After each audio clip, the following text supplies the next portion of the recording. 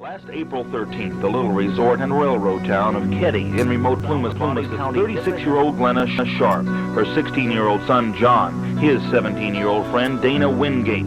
They had been knifed and hammered to death. November 19th, when we moved into Keddie in a small cabin, which was number 20,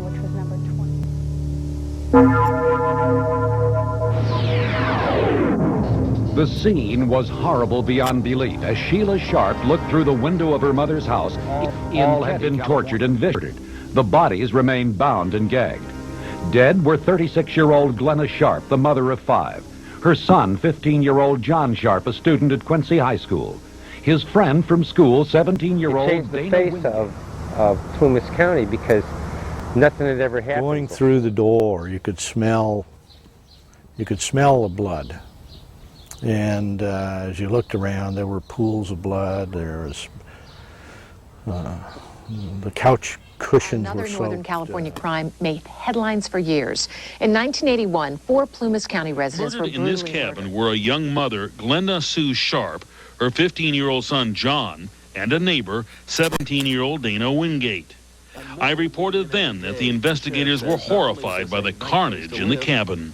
Using a butcher and steak knife and a claw hammer, the assailant or assailants murdered the 3. But there was more. Glenna's daughter, Tina, was also the murder. This cabin was sealed up tight. People began to depart the resort. Decay moved in. And then the rumors started. There was a ghost in number 28. Those who opened the door were greeted with gruesome images and sounds that drove them away. Josh Hancock is a documentary maker who convinced the families to cooperate to get their story on national TV. Hancock interviewed me for the documentary, then I him. I have hope that it will be solved one day. It's hard 22 years later to think that it would be, but it's happening. You know, we turn on the news all the time and we see crimes being solved today that took place a long time ago. Relatives of the victims have also agreed now to come forward.